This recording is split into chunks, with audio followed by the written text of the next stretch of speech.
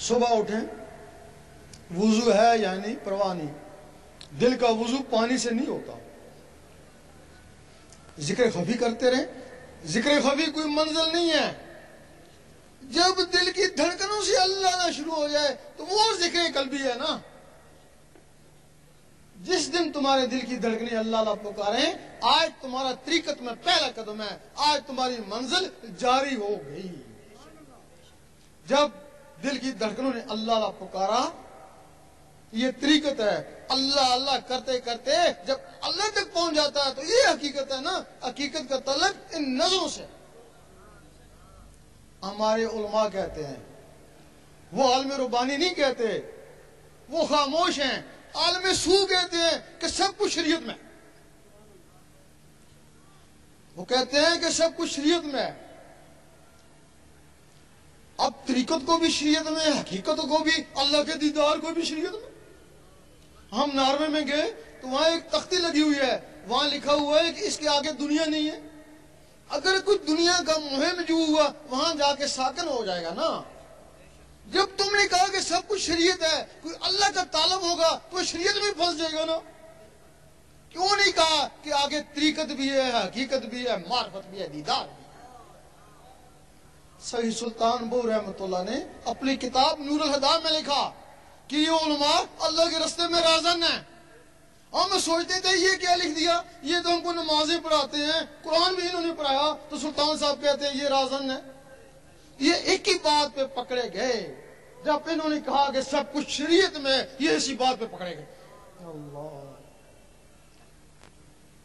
اب جو اللہ کا طالب تھا اس نے کہا شریعت میں نے پوری کر لی، اللہ تو مجھے نہیں ملا۔ انہوں نے کہا پھر تو ایسا کر کہ سیاست میں چلا۔ حضور پاک نے بھی سیاست کری تھی، اس کو سیاست میں لے آئے۔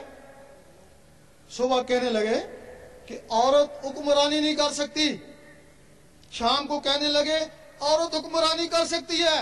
اور لوگوں نے پوچھا مولوی صاحب یہ آپ نے کیا کہہ دیا؟ کہنے لگے یہی تو سیاست ہے، یہی تو سیاست ہے۔ اب وہ سیاست میں بھی 5-6 سال اس کے ساتھ لگے رہے، ملا تو کچھ بھی نہیں۔ کہ مولوی صاحب اللہ تو نہیں ملا، اب کیا کریں؟ اب جہاد کا ہے کہ وہ کیسے کریں؟ وہ مسجد والے یا رسول اللہ نہیں کہتے، تو ان کو مار وہ تجھے ماریں گے، یہ جہاد ہو گیا۔ مسلمانوں کو آپس میں لڑا دیا نا۔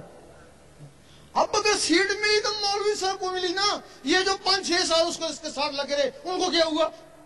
اگر یہ 5-6 سال اللہ اللہ میں گزارتے، میٹرک نہیں پاس کرتے، کوئی الف بے اللہ اللہ ہی سیکھ لیتے نا، اللہ اللہ کا ثواب تو مل جاتا نا۔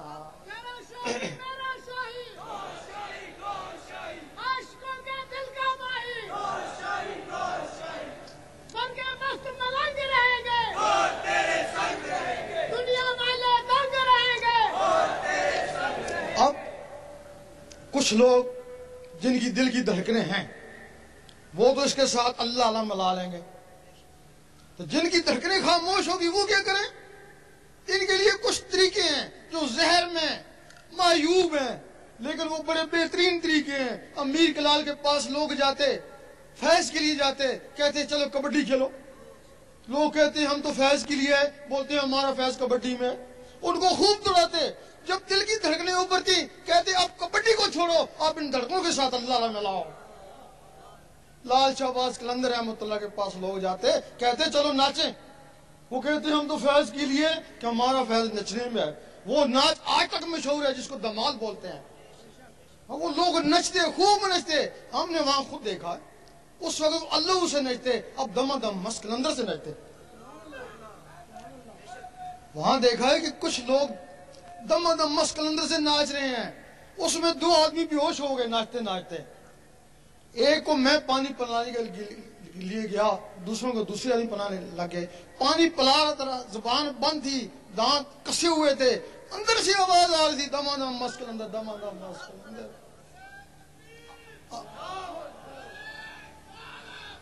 اور سوچا اس وقت دم دم مست قلندر سے قلبوں سے آواز آ رہی ہے، اس وقت تو یہ اللہ پہ ناچتے تھے، اس وقت ان کے دلوں سے اللہ کی آواز آتی ہے۔ اب ایک اور آسان طریقہ ہے، اس میں نہ کبڈی کھیلنی پڑتی نہ ناچنا پڑتا ہے. یہ اللہ کی ضربیں لگائیں, گھنٹہ 1.5 گھنٹہ جب اللہ کی ضربیں لگائیں گے تو وہی پوزیشن پیدا ہو جائے گی جو کبڈی سے ہوتی ہے, اور دل کی دھڑکنیں ابھریں گی, وہ دھڑکن کے ساتھ اللہ ملائیں. جب وہ رگڑا لگے گا, گرمی بھی آئے گی, اگر گرمی لگے تو دروشی پڑے, وہ اس کو ٹھنڈا کر دے گا.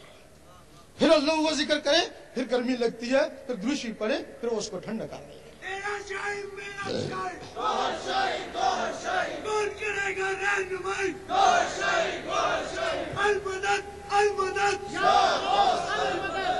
اب اس کی اجازت بھی ہوتی ہے. کوئی بھی عمل جو فرائض کے علاوہ ہے اس کی اجازت ضروری ہے, اس کی اجازت ضروری ہے. اجازت کیا ہوتی ہے؟ آپ یہاں تہجد پڑھتے رہیں, کام تو بڑا اچھا کر رہے ہیں, لیکن شیطان ایک کونے پہ کھڑا ہنستا رہتا ہے, وہ تھکتا ہے, تیرا دل تو میرے ہاتھ میں ہے نا, جب جی چاہوں گا اس کو موڑ لوں گا. اور تم ایک دن شکایت ہوگی, میں بڑا تہجد گزار تھا, مجھے پتہ نہیں کیا ہو گیا, اور فرض نماز نہیں پڑھ سکتا. وہ شیطان نے دل موڑ دیا نا. جب کوئی شخص اس دل میں اللہ کو بسانے کی کوشش کرتا ہے, شیطان کے پاس جنات کی ہندو فوج ہے, حکم دیتا ہے جاؤ اس کو برباد کر, تباہ کر, کچھ بھی کر, یہ اللہ اس کے اندر نہ جائے, ورنہ یہ ساری عمر کے لیے ہمارے ہاتھوں سے گیا. کوئی لوگ ہیں جو اللہ اللہ کرتے ہیں, ان کے دلوں پہ اللہ نقش ہو جاتا ہے. قرآن مجید فرماتا ہے کہ کچھ لوگ ایسے ہیں جن کے دلوں پہ ایمان لکھ دیا, وہی اللہ نقش ہو گیا, وہ ایمان ہو گیا. کچھ لوگ ایسے ہیں کہ جو ہر وقت اللہ اللہ کرتے ہیں, ان کے دلوں پہ مدینہ شریف بس جاتا ہے, کیونکہ وہ خدا بھی نہیں اور جدا بھی نہیں. جب وہ مدینہ شریف بس جاتا ہے, پھر وہ کہیں بھی ہے مدینے میں. اور کچھ لوگ ہیں ہر وقت اللہ اللہ کرتے رہتے ہیں, ان کے دلوں پہ خانہ کعبہ آ جاتا ہے. ایک دفعہ مجدد صاحب نے دیکھا کہ باطنی مخلوق جن فرشتے ان کو سجدہ کریں, بڑے پریشان ہوئے, یہ سجدہ انسان کو جائز ہی نہیں, یہ سجدہ کیوں کر رہے ہیں, کہیں استدراج تو نہیں ہو گیا. آواز آئی, گھبراؤ مت, یہ تمہیں سجدہ نہیں کرے, وہ جو تمہارے اندر خانہ کعبہ بس گئی اس کو سجدہ کر.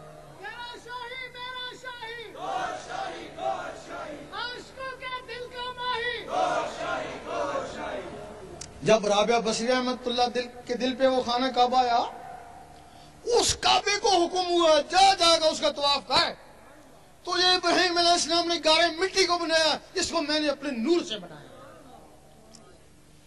اب کچھ لوگ کہتے ہیں وہ کعبہ مسالی ہوگا. مسالی کا مطلب اس کی طرح بن گئی ہو گیا. اگر وہ کعبہ مسالی تھا پھر تخت بلقیس بھی مسالی ہوگا. اگر تخت بلقیس حقیقی تھا تو کعبہ بھی حقیقی آیا. آدھی رات کا وقت ہے, حضرت ابراہیم بن ادم جاتے ہیں کعبہ کو, دیکھتے ہیں کعبہ ہی نہیں ہے, لوگ سو رہے ہیں, کعبہ ہی نہیں ہے. سوچتے ہیں پتہ نہیں اللہ تعالیٰ نے اٹھا لیا, قیامت آنے والی ہے.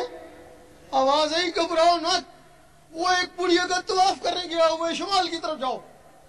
جب وہ شمال کی طرف جاتے ہیں, دیکھتے ہیں کہ رابعہ بصری بیٹھی ہوئی ہیں اور کعبہ ان کا طواف کر رہا ہے. اب کعبہ بس گیا, منزل اس سے بھی آگے ہے حضرت انسان کی. کعبہ بس گیا تو آدھی کلندر ہوئی نا, وہ پوری ولیہ پھر بھی نہیں ہوئی, پوری کلندر تو نہیں بنی نا. جو رب سے بات کر لے وہ آدھا ولی ہوتا ہے نا.